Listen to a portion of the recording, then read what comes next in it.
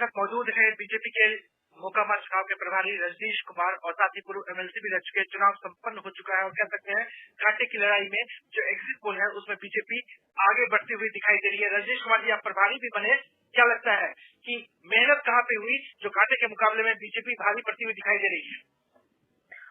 देखिए, भारतीय जनता पार्टी एक लंबे समय के बाद चुनाव लड़ रही थी और भारतीय जनता पार्टी के कमल फूल पर चुनाव के कारण भी लोगों का प्रधानमंत्री नरेंद्र मोदी जी के प्रति जो आकर्षण था और वो बहुत दिनों के बाद कमल फूल पर उनको बटन दबाने का मौका मिला था, तो लोग इससे भी आकर्षित थे। दूसरी बात, जो अति पिछड़ा वोट के जो हमारे पक्ष में जो आ रहा है अभी रिपोर्ट सब जगह से कि जो मिला है, वो श्रीमान नीतीश कुमार जी ने जो स्वाभाविक गठबंधन एनडीए का था, भाजपा के साथ था, उसको तोड़कर जो आरजेडी में गए हैं, तो इसका विरोध भी हुआ। इसका जो वो वोट ट्रांसफर कराना चाह रहे थे आरजेडी के पक्ष में, वो नहीं हुआ। आप कह सकते हैं कि वो फायदा नीतीश कुमार जी के या उनकी पार्टी कहिए आप, उसके समर्थक वोटरों का ट्रांसफर मुख्यमंत्री नीतीश कुमार जी या उनके नेता जो भी लोग आए वो करा नहीं पाए आरजेडी को।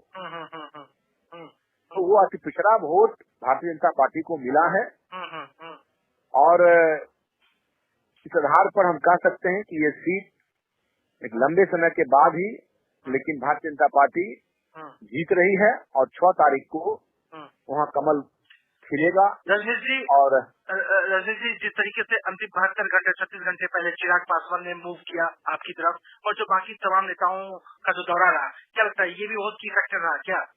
नहीं, बिल्कुल रहा की फैक्टर, ये बिल्कुल था। देखिए, जो पासवान समाज के वोटर थे और रामविलास पासवान जी का जो विचारधारा था, रामविलास पासवान जी के प्रति जो भारतीय जनता पार्टी का लगाव था, वो तो आज के दिन में भारतीय जनता पार्टी के कार्यकर्ता उनके प्रति रखे हैं। तो चिराग जी ठीक है बाद में ही आए, लेकिन उनके जो वोटर थे उनका मन बना हुआ था कि वो कमल फूल पर वोट देंगे, एनडीए के प्रत्याशी के पक्ष में वोट करेंगे। और जब चिराग जी आ गए तो वो वोट और भी आप कहें कि एग्रेसिव हुआ और उसका हमें लाभ हुआ है। रजनीश जी, मैं आपसे एक सवाल और भी लेना चाहूंगा, क्योंकि जब आपसे हमारी मुलाकात हुई है मोकामा में और लगातार हम इंटरव्यू करते भी रहे, सूरजभान सिंह का भी हमने इंटरव्यू किया और जनता के बीच हम रहे, एक बात निकल के वहां से सामने आई कि ये लड़ाई साफ तौर पर सूरजभान सिंह और अनंत सिंह के बीच में देखा गया। इत्तेफाक रखते हैं क्या? नहीं, ऐसी कोई बात नहीं है, मुझे नहीं लगता है। देखिए, यहाँ सवाल अनंत सिंह का नहीं था। हाँ, हमारे सूरजभान सिंह जी नेता हमारे लोक जनशक्ति पार्टी के हैं और उनका क्षेत्र रहा है। वो यहाँ से विधायक भारी बहुमत से जीते थे। इस बार उस चुनाव में वो पूरी तरह से लगे हुए थे, भाजपा प्रत्याशी के लिए पक्ष में काम कर रहे थे, तो इसका फायदा हमें मिला है। लेकिन मैं ये नहीं कह रहा हूँ कि यहाँ, और जहाँ तक अनंत सिंह जी की बात है, तो हमने तो भारतीय जनता पार्टी के हमारे नेता हमारे कार्यकर्ता ने, हमने तो अनंत सिंह के बारे में कुछ बोला ही नहीं। हमने अपनी बात कही।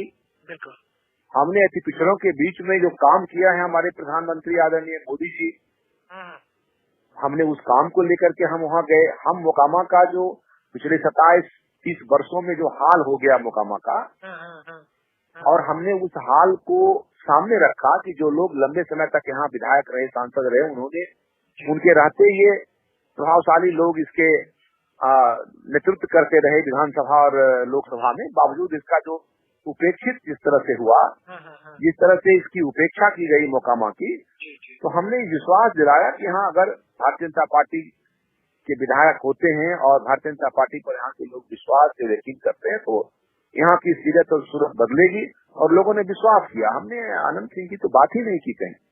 रजनीश जी, जो एग्जिट पोल हम दे रहे हैं उसके मुताबिक 900 से लेके 1400 के बीच में पार्टी बीजेपी के जो प्रत्याशी हैं, सोनम देवी ललन सिंह की पत्नी है, वो निकल सकती हैं शॉर्ट मार्जिन बहुमत। आप एग्जिट पोल जो भी निकाले हैं, मैं उस पर नहीं कुछ बोलूंगा, लेकिन आप मेरा भी एग्जिट पोल समझ लीजिए कि हम यहाँ 10,000 के आसपास वोट से जीत रहे हैं।